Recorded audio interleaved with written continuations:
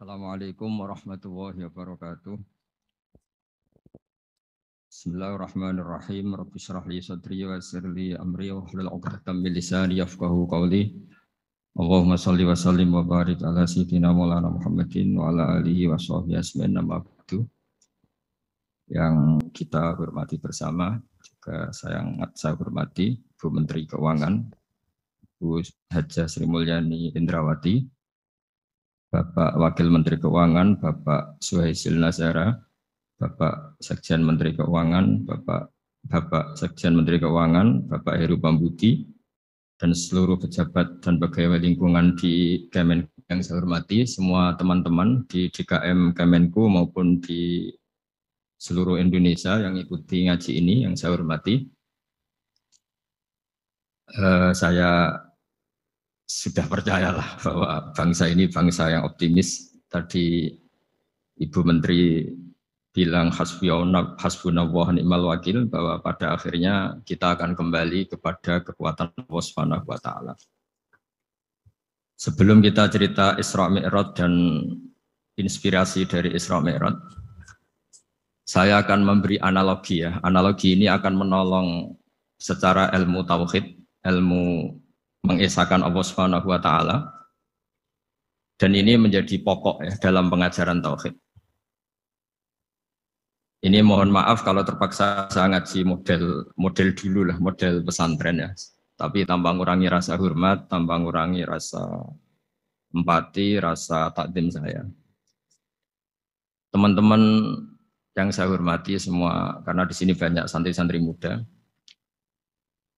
Hubungan kita dengan Allah Subhanahu wa taala yang serba kuasa, yang maha kuasa, yang serba bisa. Tadi dikatakan Bu Menteri bisa apa saja kun fayakun, kalau Allah sudah mentitahkan pasti terjadi.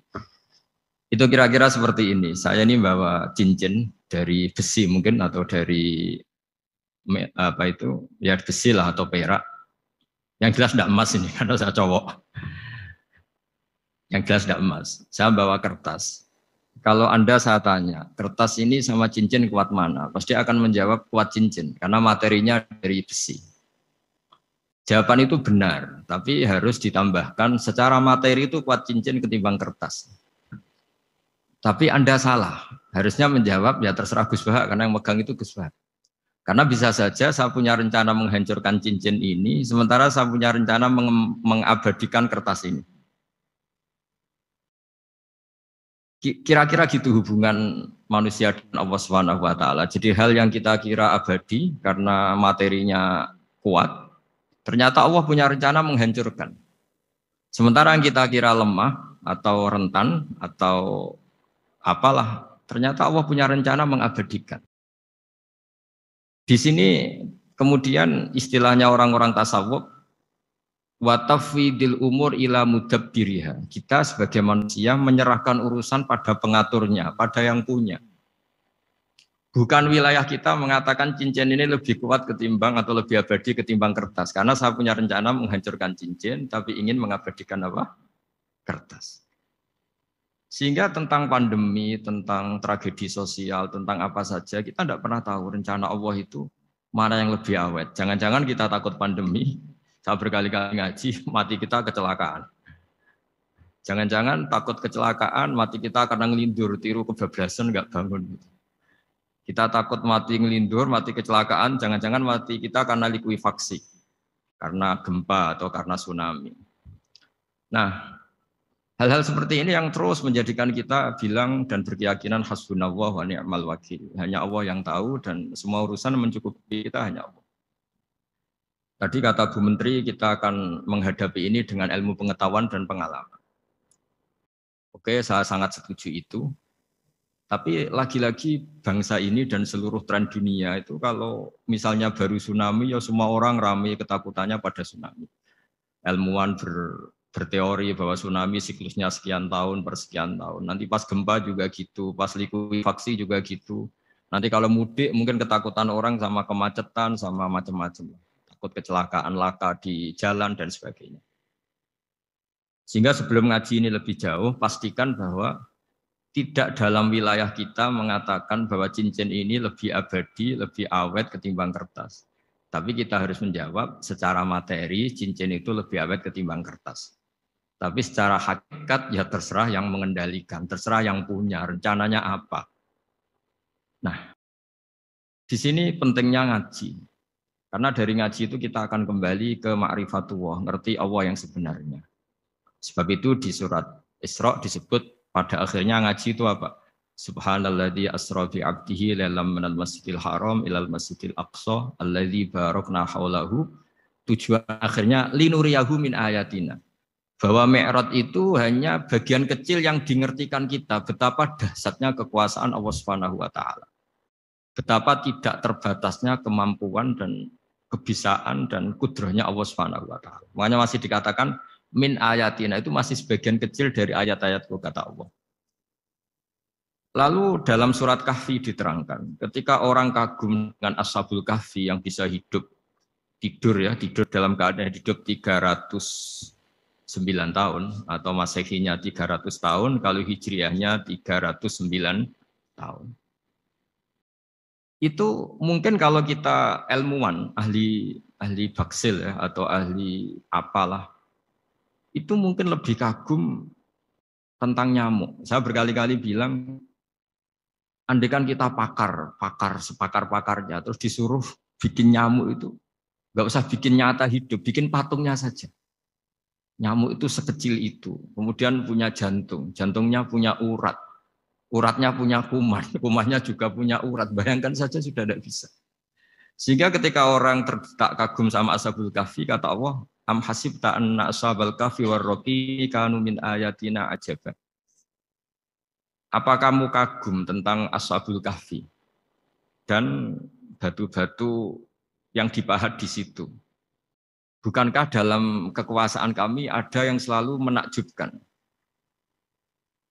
Artinya, andaikan kita ilmuwan tentang embriologi, tentang hewan, tentang kuman, mungkin kita tentang nyamuk itu lebih dahsyat ketimbang tidurnya Ashabul Kahfi yang 309 tahun.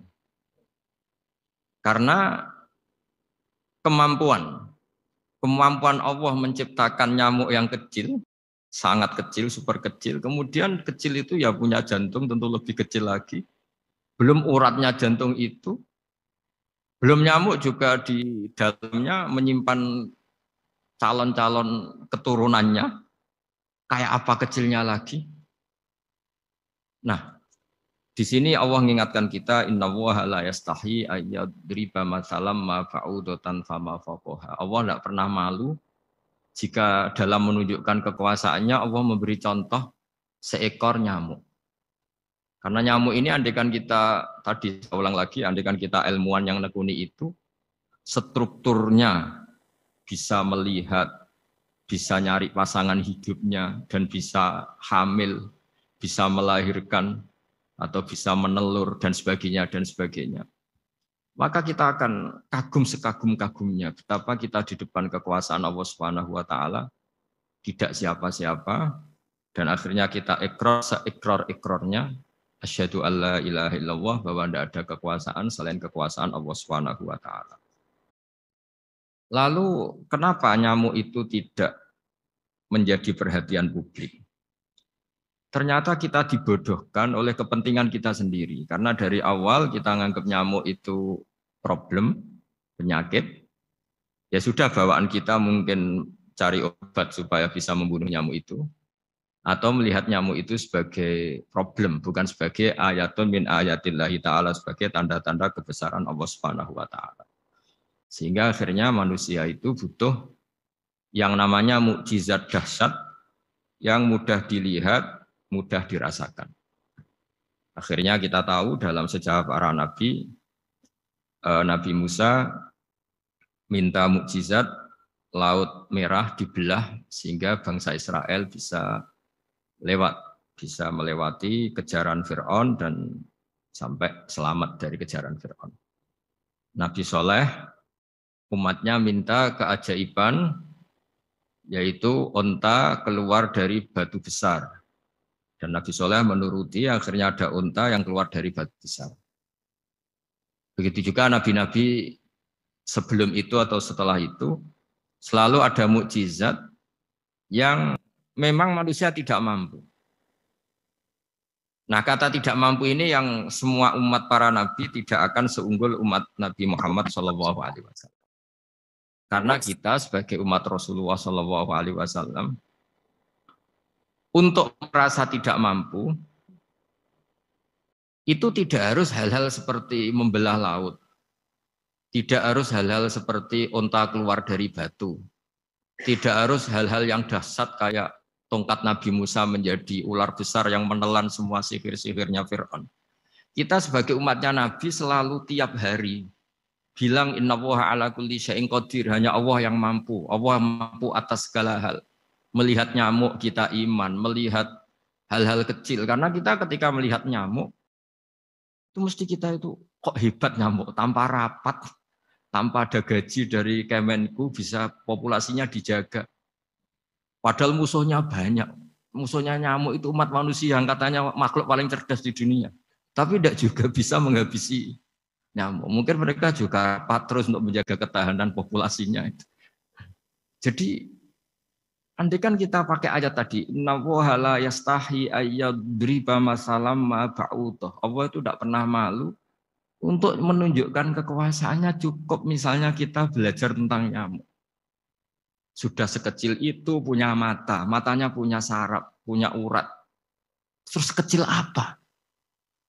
Begitu nyamuk sendiri punya kuman. Kalau nyamuk sendiri kecil, terus kumannya sekecil apa? Organ tubuhnya seberapa? Ini sudah kedahsyatan yang luar biasa yang menjadikan kita iman. Innallaha ala kulli syai'in qadir. Allah sendiri yang maha kuasa. Sehingga kembali ke tadi, peristiwa Mi'raj yang super dahsyat pun kata Allah masih dikatakan linuriyahu min ayatina. Hanya untuk menunjukkan sebagian dari ayat-ayatku. Bukan mewakili semua ayat-ayat kekuasaan Allah Ta'ala. Tapi sebagian, min itu tab'id sebagian. Lalu sebelum kita jauh belajar, kita sendiri juga, saya sendiri masih belajar. Kehebatan Rasulullah SAW, Nabi akhir zaman. Kenapa hebat? Itu diantaranya adalah karena mukjizat tongkat itu pada akhirnya diletakkan di museum. Orang melihat, terus gaya-gayanan kuat ke Turki, atau bisa melihat langsung di museum. Dan setelah melihat, kadang-kadang kita ragu, masa tongkat ini betul itu. Kalau setelah misalnya yakin, bisa dipakai lagi enggak ya? Jadi hal-hal yang mengundang pertanyaan sekaligus keraguan. Beda dengan ajaran Rasulullah Muhammad SAW. Ketika Nabi cerita betapa kekuasaan Allah itu super dahsyat. Buktinya ya nyamuk tadi. Kayak apa susahnya bikin nyamuk. Sudah kecil, punya organ tubuh tentu lebih kecil, punya urat lebih kecil lagi, punya kuman yang lebih kecil lagi, dan kuman itu juga punya organ tubuh lebih kecil lagi. Itu mbok kamu udah usah ke Turki, kamu hidup di kampung, di pedalaman, sudah menyaksikan anallaha ala kulli syai'in qadir, bahwa Allah itu maha kuasa. Nah, ngaji bareng ya, ngaji seperti ini. Saya termasuk kiai yang selalu berkampanye supaya orang ikrar seikrar-ikrarnya bahwa kita ini di tangan Allah Subhanahu wa taala. Saya kemarin-kemarin ngaji sama orang-orang Grab, juga barusan 3 hari yang lalu, 4 hari yang lalu ngaji sama teman-teman disabel atau difabel. Karena mereka kalau dibahasakan disabel nggak mau, tapi komunitas internasional minta dis pakai bahasa S, tapi kita di Indonesia pakai difabel. Akhirnya kita tahu, ternyata orang yang kita kira menderita karena fisiknya, ternyata kadang lebih bahagia. Karena Allah bisa mengalihkan pikiran untuk positif. Saya berkali-kali guyon di depan para tamu. Saya pernah punya tamu itu perempuan nggak cantik miskin lagi. Ini nyata ini, Gus doakan supaya suami saya kaya. Terus saya bilang, memangnya kalau sudah kaya ngapain itu? Ya paling tidak rumah saya diganti, mobil saya diganti. Tapi nanti akhirnya ngevaluasi Anda juga ingin diganti. Karena setelah rumahnya mewah, pakai mobil mewah, pasti yang dievaluasi bukan rumah dan mobil, tapi Anda. Kok nggak pas ya wajah gini di rumah saya gitu. Kok nggak pas wajah gini di mobil mewah. Akhirnya ibu-ibu tadi sudah Gus nggak jadi. Jadi mungkin barokahnya pandemi itu nanti Ibu Menteri itu jadi kelihatan hebat karena ada pandemi kok Indonesia bertahan. Tapi kalau nggak ada pandemi kan ya biasa aja, memang normal. Kiai juga gitu, diuji santri yang kadang beli, umat yang nggak jelas. Itu memang ujiannya. Kalau nggak ada ujian ya nggak keren. Kayak ya biasa aja lah kita adepin ya kita tadi kata Bu Menteri ya kita ikhtiar dan berdoa. Lalu saya ulang lagi. Jadi logika itu bisa pakai analogi. Analoginya tadi salah Anda kalau mengatakan cincin ini lebih kuat ketimbang kertas. Yang benar adalah secara materi ini lebih kuat ketimbang kertas. Tapi soal nanti kekuatannya sampai kapan terserah yang punya. Bisa saja saya punya rencana besok ini saya luluhkan, saya hancurkan. Yang ini saya simpan. Kayak apa dulu dinosaurus itu kuatnya kayak apa? Habis. Ayam yang selemah itu sampai sekarang masih. Karena Allah menghendaki dinosaurus diakhiri, sementara ayam tidak. Kayak apa nyamuk itu yang musuhnya orang seluruh dunia. Ditemukan apa, mulai begon apa. Tapi sampai sekarang bertahan. Apa kita perlu konsultasi sama nyamuk gimana ini kok bisa bertahan, resepnya apa? Karena Allah menghendaki itu disisakan masih. Nah, kemudian kenapa ada peristiwa Isra Mi'raj? Saya termasuk orang yang sering menulis tentang fikih sholat, tapi nulis saya untuk diri saya sendiri tak pakai ngaji. Tidak, saya bukukan, memang saya sengaja karena ribet biasanya penerbit itu. Terus bicara royalti apa, kita kan mulai kecil dilatih ikhlas, jadi kalau komersial itu jadi bingung. Karena tidak biasa komersial, jadi kalau diajak komersial itu malah jadi bingung. Nabi ketika Mi'raj, ini yang jarang dikaji. Sebetulnya kalimat-kalimat dalam sholat, pertama Rasulullah Muhammad SAW ketemu Allah, itu Nabi maju. Maju ini Jibril sebenarnya mau ikut. Karena Nabi bilang, ya Jibril jangan tinggalkan saya sendiri. Terus kata malaikat Jibril, sudah makam saya sampai sini, kelas saya sampai sini aja. Tidak, kamu harus nemani saya. Ketika memaksa nemanin, beliau tidak kuat. Di beberapa rawat jelaskan sampai beliau pingsan, sampai beliau tidak sadar. Akhirnya terus ada ayat, wa ma minna illa lahu maqamun ma'lum. Kita punya kelas tertentu yang enggak levelnya sampai sana. Akhirnya Nabi masuk wilayah itu, area itu, dan Nabi ngendikan at-tahiyatul mubarakatus sholawatut thayyibatulillah. Kira-kira maknanya semua kehormatan, semua kebaikan, semua yang bersembah suci itu milik Allah Ta'ala. Lalu Allah menjawab, Assalamu alayka ayyuhan nabiyyu wa rahmatullahi wa barakatuh. Bahwa kamu Muhammad mendapat salam dari saya, mendapat semua kehormatan, semua keselamatan. Kemudian Nabi itu karena sebagai hamba yang tidak egois, tidak ingin kalau nikmat dirasakan sendiri, tidak ingin kalau sedang senang beliau sendiri yang merasakan, beliau ngendikan Assalamu alayna wa ala ibadillahi sholihin. Ya Allah tolong bahwa status selamat itu tidak hanya milik saya, tapi milik siapa saja yang soleh. Soleh itu ya sesuai kelas masing-masing. Setelah itu para malaikat melihat kebaikan Nabi yang seperti ini, melihat mentalnya atau keinginannya yang luar biasa untuk baik kepada semua orang, wa ala ibadillahi sholihin. Terus malaikat saat itu rame-rame bersaksi asyhadu alla ilaha illallah wa asyhadu anna muhammadar rasulullah. Catatannya apa di sini? Bahwa ternyata kesaksian tentang syahadat itu dimulai rasa tidak egois. Merasa bahwa rahmat ini harus dirasakan semua orang. Wa ma arsalnaka illa rahmatan lil alamin. Jadi rahmat ini harus dirasakan banyak orang. Kita tahu misalnya Islam melarang narkoba misalnya. Memang narkoba itu mengganggu. Hampir semua kecelakaan rata-rata faktor supir itu narkoba. Begitu juga pembunuhan yang sadis, rata-rata efek dari pengaruh narkoba. Sehingga Islam keras sekali tentang narkoba. Dan alhamdulillah di Indonesia ditangani BNN yang sangat serius melawan narkoba. Nah, keputusan Islam melarang narkoba itu keputusan yang luar biasa, yang menjadi berkah bagi semua. Begitu juga keputusan Islam tentang melarang zina, melarang perbudakan, melarang penipuan. Dan Islam mendukung misalnya gerakan nikah, gerakan adil, gerakan keseimbangan dan kemanusiaan. Sehingga agama ini akan dinikmati siapa saja karena ajarannya.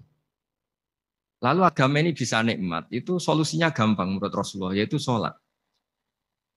Nabi itu kalau pusing menghadapi banyak hal, itu keluar masuk, terus tanya sama istrinya, kapan waktunya sholat? kapan Bilal datang. Dulu kalau mau waktu sholat, Bilal datang ngetok pintu Nabi, ya Rasulullah sekarang waktunya sholat. Itu Nabi membahasakan sholat itu unik. Ini tentang Mi'raj ya, karena hasilnya ya sholat tadi. Arikhna ya Bilal. Arikhna itu tolonglah bikin nyaman saya dengan sholat.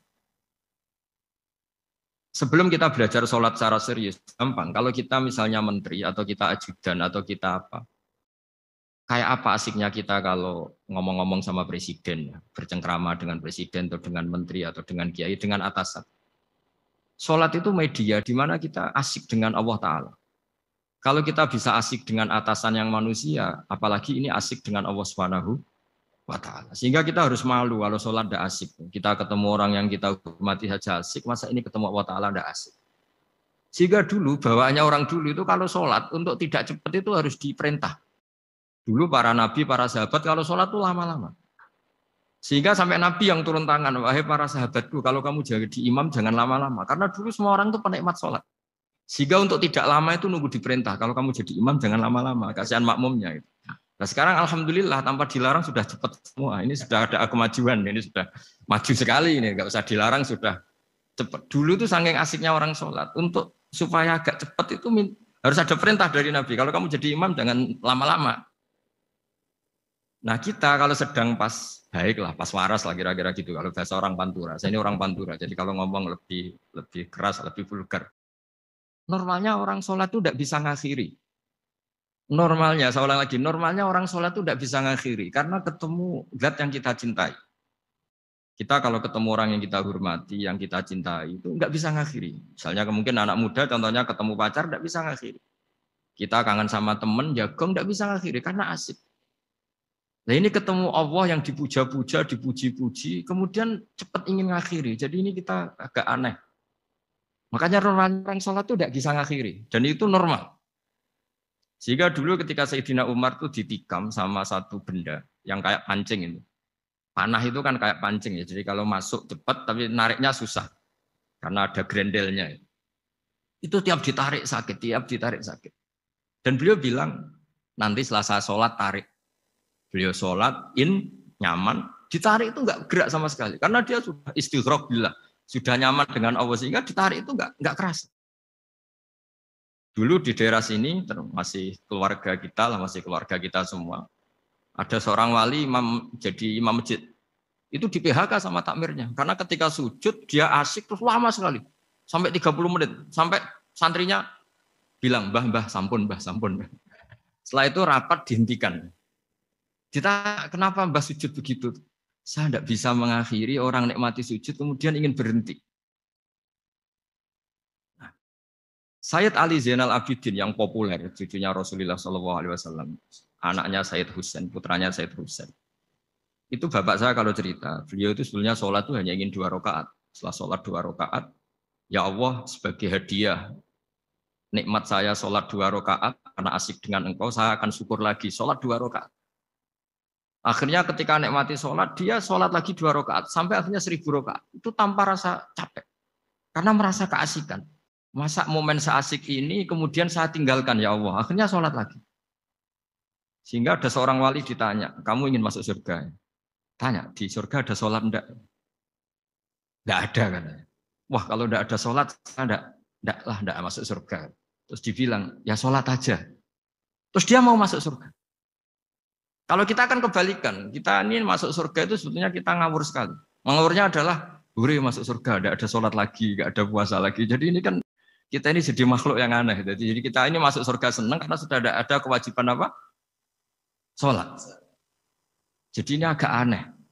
Sesuatu yang menjadikan kita masuk surga, tapi sesuatu yang kita benci setelah masuk surga. Asiklah di surga karena tidak ada sholat. Nah, apapun kondisi kita harus latihan. Harus latihan kita entah seberapa kadarnya ingin niru Rasulullah SAW ketika ngendikan wa qurratu aini fi sholat. Nyamanku, hatiku tentram kalau saya pas sholat. Sehingga tadi sudah saya katakan tadi, dulu itu untuk menghentikan sholat itu susah. Sampai Rasulullah sendiri yang merintahkan, hei para imam kalau sholat jangan lama-lama. Kalau sekarang, andai kan Nabi hidup di zaman sekarang, pasti tidak ada pengumuman itu. Karena semuanya sudah cepat, malah super kilat itu. Ada yang terawih 20 rakaat hanya berapa? 8 menit dulu. Itu kan 7 menit. Itu. Nah kalau sampean tanya saya, kenapa sholat begitu asik? Yaitu tadi kita diajari analogi. Analogi itu ya kias. Jika kita bisa asik ngomong sama orang yang kita cintai, bisa orang tua, bisa anak, bisa cucu, itu rasanya mengakhiri itu nggak bisa. Karena bawaannya asik. Apalagi ini kita munajat, bercengkrama dengan zat yang kita butuhkan sebelum kita ada, sampai setelah kita ada, sampai setelah kita tidak ada. Kita semua akan hasbunallah wa ni'mal wakil. Sehingga dulu bawaannya orang dulu itu, saya cerita sedikit. Ada orang mau meninggal, namanya Umar bin Abdul Aziz. Itu Khomisul Khulafa, orang yang terkenal adil. Ketika mau meninggal, senangnya bukan main. Ditanya, kenapa engkau senang? Memangnya kalau saya mati mau kemana? Ketika saya hidup dengan segala nikmat itu ya karena Allah Ta'ala. Saya nanti mati ke zat yang sama. Dikelola oleh zat yang sama, yaitu Ar-Rahman Rahim. Dulu saya disayangi Allah, paling setelah mati juga disayangi Allah. Karena yang jadi Tuhan setelah mati, Tuhan yang sama ketika di dunia, yaitu Rahman Rahim. Cerita legenda yang lebih dasar dari itu, masyhur itu Jalaluddin Ar-Rumi. Ketika dia mau meninggal, semua muridnya nangis, beliau marah. Kenapa kamu menangis? Ya karena guru mau meninggal. Kamu itu ngawur sekali. Saya ini sudah lama menunggu hari seperti ini, bisa ketemu zat yang saya cintai, malah kamu menangis. Ayo kamu nari sebagai pesta kematian saya. Tapi ini nggak bisa ditiru ya, karena kalau kita niru, nggak usah dilarang juga nggak bisa niru kayak gitu. Cuma saya maklumatkan jangan ditiru. Meskipun nggak usah dilarang juga nggak akan bisa niru. Sehingga orang-orang dulu itu bawaan kalau mau kabundut itu ya asik. Rasulullah Shallallahu Alaihi Wasallam ketika mau wafat, intakola ila rofiqil a'la, itu ditanya sama istri-istrinya. Lalu engkau mau kemana? Kata Nabi, sebelum sekian hari, beliau setiap khutbah ngendikan, ini ada hamba yang disuruh milih Allah antara di dunia dan bertemu Allah. Kalau kamu jadi hamba itu milih mana? Di dunia yang penuh problem ini, apa milih ketemu Allah yang Rahman Rahim? Yang hubungannya dengan kamu itu ngasih dan ngasih. Kamu tidak mungkin kan hubungan dengan Allah memberi, kamu bisa apa? Kita hubungan dengan Allah pasti hanya mendapat. Dikasih nyawa, dikasih oksigen, dikasih bumi tidak bayar, dikasih air juga tidak bayar. PDAM dikelola siapapun bayar, oksigen di rumah sakit bayar. Hubungan kita dengan Allah tidak pernah bayar oksigen, tidak pernah bayar sewa bumi. Punya kolam renang laut seluas itu ya tidak pernah bayar. Udah gitu kolam renangnya menghasilkan ikan. Kalau kita kan semuanya utang jasa sama Allah. Dan reputasi Allah itu dengan kita hanya memberi, tidak pernah meminta. Akhirnya hubungan-hubungan inilah yang menjadikan terus. Semua sahabat jawab, ya kalau kita jadi hamba itu pasti milik Allah lah. Jadi Nabi itu saking pinternya orang, supaya orang siap dengan keberangkatan beliau itu dibikin satu taksis, satu apa? Kalau orang Jawa bilang itu dikai persemon, dikai mukaddimah. Supaya orang-orang itu siap kalau Nabi ngendikan. Kalau kamu seorang hamba disuruh ketemu Allah sama hidup di dunia yang fana ini milih mana? Ya milih ketemu Allah. Ketika akhirnya Rasulullah wafat, ternyata orang itu adalah Rasulullah. Ya akhirnya sahabat bilang, ya iyalah masa dengan kita sama Allah milih ketemu kita, pasti milih ketemu Allah. Nah, sholat itu mi'rajul mukmin. Sholat itu adalah cara seperti itu. Kita manja dengan Allah meskipun dengan segala problem ketika itidal kita tetap memaklumatkan Rabbana lakal hamdu mil'us samawati wa mil'ul ardi wa mil'u ma syi'ta min syai'in ba'du. Engkau zat yang selalu layak dipuji di langit maupun di bumi. Dan langit bumi ini karena terbatas masih ditambahi wa mil'u ma syi'ta min syai'in ba'du. Dan seluas apa saja engkau kehendaki. Apapun hebatnya langit bumi ini tetap terbatas, ada ruang dan waktu. Makanya ditambahi wamil umasyik tamin seimbatu. Dan segala puji ini memenuhi semua yang engkau kehendaki. Saya berkali-kali bilang kalau hubungan dengan Allah nyaman, caranya gitu. Kalau kita sakit, bayar oksigen. Kalau kita butuh air, bayar PDAM. Allah itu tidak pernah nyuruh kita bayar. Apa saja hubungan dengan Allah. Nah, sholat itu maklumat bahwa kita apapun problemnya, alhamdulillah rabbil alamin. Kita maklumatkan terus bahwa kita bersyukur. Lalu kita Rabbana lakal hamdu. Makanya saya sering kalau disuruh Gus doain supaya pandemi cepat berlalu. Saya ini kan kalau kiai ya. Kiai itu apa ya? Saya pernah di Jogja pas gempa. Ya, orang-orang ya susah. Saya ini caranya susah saja sampai tidak tahu karena bukan karena sombong ya, karena ya mau apa gitu. Memang nggak bisa apa-apa kan kita manusia. Jadi saya mohon sholat ini jadi media yang luar biasa. Jadi di antara makalah Imam Syafi'i paling terkenal itu fasihan idama kana fi dzikri rabbih wa fi ma siwahu kana fin nasi ajama. Orang baik itu orang yang fasih. Fasih itu lantang dan cerdas dan vulgar dan nyaman ketika ngomong tentang Allah. Sholat itu semua hubungan kita ngomong dengan Allah. Misalnya kabira walhamdulillah kabira. Hanya engkau yang maha besar ya Allah. Orang yang katanya terkuat di dunia karena presiden superpower misalnya. Nyatanya waya mati ya mati. Kalau nggak makan lemes. Jadi orang kita sadar. Yang katanya orang terkuat, paling hebat. Kalau nggak makan lemes. Artinya ternyata hanya sekuat itu. Dia bisa instruksi seluruh dunia misalnya untuk apa. Ya. Tapi coba apa dia kuat nggak makan 2 hari. Makanya hikmah puasa itu orang tahu. Ternyata makhluk yang paling mulia itu manusia. Kalau nggak makan nasi 1 piring itu ya mati. Berarti hidup nasi sama manusia. Nanti kalau nasi bilang, saya tidak butuh kamu. Tapi kamu butuh saya. Itu habis kita sudah. Makanya ketika ada orang yang mempertuhankan manusia, itu Allah cara menafikan itu hanya bilang, kana yakulanit to'am. Yang kamu tuhankan itu makan. Hanya makan itu kalau dia tidak makan lemes. Jadi kiai itu atau manusia-manusia yang dekat Allah al-afillah itu ketika mengatakan kabira walhamdulillah katsira subhanahu wa bukrata wa asila itu kelihatan.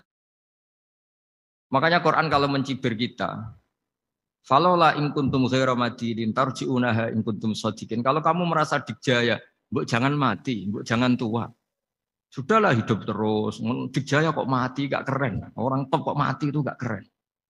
Jadi Allah cara gojlek itu ya sudah lah. Kalau kamu hebat jangan mati kata. Nah sholat tuh mengingatkan itu terus. Sampai kita bilang inna sholati wa nusuki wa mahyaya wa mamati lillahi rabbil alamin. Gusti saat ini saya ikrarkan hidupku matiku semuanya terserah engkau. Nah lagi-lagi tadi ketika kita bilang cincin ini lebih kuat ketimbang kertas, Anda salah. Karena itu hanya secara materi. Kuat tidaknya terserah yang mengendalikan. Karena saya punya rencana menghancurkan cincin ini, besok mau saya lebur, sementara saya mau mengabadikan kertas ini. Nah, disinilah terus kita diajari misalnya di surat Yasin yang populer, Allah itu siapa? Allah itu subhanalladzi biyadihi malakutu kulli syai'at yang mengendalikan semua sesuatu. Makanya sholat itu menjadi penting. Saya sendiri termasuk orang yang jarang imami ya, saya selalu jadi makmum. Jadi andekan Mas Zakaria di sini saya juga makmum. Cuma keren saya kayaknya meskipun saya makmum. Karena saya kalau makmum itu bisa ingat Allah terus. Kalau imam itu enggak jaga image. Karena malu kan. Misalnya di masjid kementerian terus sholatnya kok cepet nanti dikira enggak ustadz betulan itu. Kalau ulama ternyata banyak urusan jadi banyak berpikir gitu. Tapi alhamdulillah ini barokahnya ngaji terus apa ya? Ya hasilnya mi'raj itu ya sholat itu. Sholat ini spesial karena tadi saya bayangkan itu di surga gak ada sholat itu ya terus wopo itu gak asik. Itu kalau Imam Ghazali itu membarter kita itu begini. Kalau kamu bangga di kasrotin nisa pasangan kamu banyak itu ayat lebih kuat ketimbang Anda karena 1 hari 1 jam bisa berapa kali. Kalau Anda bangga bisa makan itu kerbau itu makannya lebih. Kalau Anda bangga atas pengaruh itu tawon itu Ratu Tawon itu pengaruhnya lebih besar ketimbang Anda. Dia diam di rumah tapi anak buahnya loyalnya kayak gitu. Artinya kalau manusia bangga itu apa? Ya dengan sholat tadi. Ini karena satu ibadah yang nggak tertandingi oleh makhluk yang lain. Apalagi dalam sholat itu ada semua gerakan yang mewakili semua ibadahnya malaikat. Malaikat itu ada yang ibadahnya berdiri terus. Ada yang rukuk terus. Ada yang sujud terus. Dan sholat itu mewakili semua itu. Juga mewakili sosial, karena setelah sholat kita bilang Assalamualaikum warahmatullahi wabarakatuh, bahwa keselamatan ada di kanan dan kiri. Nah, oke ya, itu sakralnya Mi'raj. Tapi di balik Mi'raj itu ada hal-hal yang manusiawi. Dan ini yang terjadi di dunia. Ketika Rasulullah melangkai makamnya Nabi Musa, makam itu status, ranking lah kalau dalam bahasa Indonesia itu. Kalau bahasa Indonesia itu ribet, makam itu kuburan. Makanya orang Indonesia sering tanya saya, Gus, makamnya Nabi Ibrahim kok batu? Makam yang dekat Ka'bah itu bukan makam dengan makna kuburan, itu tempat yang dipakai Nabi Ibrahim membangun apa? Ka'bah. Cara Jawa pancatan itu. Nabi Musa itu gak terima, komplain sama Allah. Ya Allah, ini lebih junior ketimbang saya. Kenapa makamnya melangkahi saya? Ini tidak fair. Jadi di mana-mana manusia itu kalau disalib junior itu ya tidak terima. Ya ada manusianya. Terus ditanya sama malaikat Jibril, kenapa kamu gak terima? Ini orang Israel, kadung ngira saya ini nabi paling top. Ini kalau sampai konangan saya kalah sama Muhammad tuh malu saya kata. Jadi artinya ya ada sisi manusia. Itu ada kitabnya. Terus, ya tapi memang Nabi Muhammad lebih top ketimbang kamu. Memang dia nabi pilihan, Sayyidul Awalin wal Akhirin. Oke, kalau saya kalah dengan dia gak apa-apa. Tapi umatnya jangan. Maksudnya umatnya bangsa Israel harus lebih top ketimbang kita. Makanya orang Israel sampai sekarang begitu itu ya memang ada sanatnya, nggak mau kalah. Karena usulnya Nabi Musa memang nggak boleh kalah. Terus kata Allah, ya tidak bisa. Memang yang paling top tetap umatnya Muhammad, bukan umat kamu. Tetap kamu kalah. Sehingga setelah kalah dan menang itu kita terus tidak tahu. Misalnya begini ya, penemu komputer atau penemu mobil sama yang beli mobil itu hebat mana? Kalau bicara keilmuan ya hebat penemunya. Tapi kalau bicara kapitalistik, udah bikinkan mobil yang mewah gini-gini. Nanti tanggal ini jadi ya. Hebat mana yang nyuruh sama yang disuruh? Kalau logikanya pakai gitu. Hebat mana yang nyuruh sama yang disuruh? Artinya kamu milih jadi mana? Penemu mobil, hebat kan? Tapi terus sama orang kaya diminta, bikinkan ini, speknya seperti ini, selesai gini. Hebat mana? Nyuruh sama disuruh? Menyuruh. Tapi yang nyuruh tidak bisa bikin mobil, yang disuruh bisa. Pinter mana? Pinter yang disuruh. Tapi pertanyaannya, wong bisa nyuruh ngapain bikin sendiri? Pinter mana? Ini mohon maaf karena di sini banyak orang nggak jelas-jelas juga. Artinya terus subjektivitas manusia ini tetap ada gitu. Kalau bisa beli ngapain bikin gitu. Tapi kalau bisa bikin ngapain beli. Nah mungkin perdebatan di kementerian atau di yayasan atau di kampung-kampung atau di apa mesti begitu. Dan itu di Mi'raj juga digambarkan. Digambarkan bahwa antar nabi ini ya ada kompetisi. Wa fi dzalika falyatanafasil mutanafisun. Tapi bedanya nabi dengan kita itu satu. Nabi itu kalau keliru dengan tanda petik, nabi itu kalau keliru itu jadi berkah. Itu bedanya kita. Kalau kita keliru kan keliru betul. Kalau nabi itu tidak, kelirunya itu jadi berkah. Ini saya punya dua contoh kalau boleh dibahasakan ya, kekeliruan nabi atau dengan tanda kutip kekeliruan nabi. Tapi saya ulang lagi dengan tanda kutip. Nabi Musa itu ketika Nabi Muhammad ditanya, kenapa kamu dipanggil jauh-jauh? Disuruh sholat 50 rakaat. Nabi Ibrahim nggak komplain, karena beliau Nabi yang baik. Semua Nabi nggak komplain, kecuali Nabi Musa. Kata Nabi Musa, jangan Muhammad, kebanyakan itu. Bilang ke Allah supaya didiskon. Gitu. Nabi kembali sama Allah, ya sudah tak kurangi 5. Turun lagi, masih berapa? 45. Masih kurang. Itu sampai 9 kali, akhirnya terkurangi berapa? 45 rakaat. Itu Nabi Musa masih bilang, udah minta lagi keringanan. Itu kalau diruti nggak jadi sholat kan? Kalau satu lagi kan masih terus hilang itu kewajiban sholat. Nah, Nabi Musa sebetulnya itu bukan karena kasihan kita. Bukan. Dia nggak empati dengan kita. Beliau udah empati sama kita. Tapi gara-gara Muhammad, umatku yang lebih kuat, lebih ganteng aja nggak mampu melakukan sholat 50 rakaat. Apalagi umatmu. Dia memang orang Israel kan ganteng-ganteng, kuat-kuat. Jadi dia pede. Umatku yang lebih keren, lebih ganteng saja gak kuat. Apalagi umatmu. Jadi sebetulnya dia minta keringanan itu karena corong Jawa ngeprekno kita, menyepelekan kita. Bahwa makanya saya ingin memberitahu Nabi Musa kalau ada umatnya Rasulullah yang namanya Sayyid Ali Zainal Abidin. Yang satu hari sholat 1000 rakaat. Jadi nanti kalau ketemu Nabi Musa, ini 50 aja, ini kuatnya malah 1000. Nah akhirnya, tapi barokahnya Nabi Musa yang sentimen ini, sholat gak jadi 50, tapi 5. Itu bedanya Nabi sama kita. Ada contoh yang lebih ekstrim, kelirunya Nabi itu Nabi Yunus. Nabi Yunus, tapi keliru yang barokah, saya ulang lagi. Nabi Yunus itu memaklumatkan ke masyarakatnya, nanti itu kalau kamu tidak nurut sama saya ada azab. Anggap saja azab itu hari Kamis. Besok hari apa ini? Besok hari Kamis ya? Besok hari apa? Lupa hari ya. Rebu apa Kamis? Besok. Lupa hari. Kata Nabi Yunus, 3 hari lagi akan ada azab. Tapi kurang 2 hari, kurang sehari umatnya masih dalam kemungkaran, dalam kemaksiatan, masih hura-hura. Akhirnya Nabi Yunus bilang, sudah ini tinggal sehari itu mau ada azab. Tapi mereka tetap hura-hura. Akhirnya Nabi Yunus itu, coro Jawa itu minggat. Memang bahasa Arabnya abako. Abako itu pergi yang tidak pamit. Itu kalau kamu cari di kamus, abako itu maknanya itu minggat, pergi yang tidak pamit. Sama Allah dibahasakan abako. Oh, wong ra bener kabeh, udahlah tak tinggalkan. Setelah ditinggalkan, Nabi Musa disalahkan sama Allah. Kamu itu Nabi tidak diperintah hijrah kok. Hijrah. Syaratnya Nabi kan mengambil keputusan apa saja berdasar wahyu. Tapi tanpa ada perintah wahyu, dia tetap keluar dari kampungnya itu. Keluar sama Allah disalahkan. Wong Nabi kok minggat. Akhirnya ketika dia di kapal, di perahu itu, dulu itu ada mitos, kalau ada perahu mau tenggelam pasti ada yang minggat, diundi.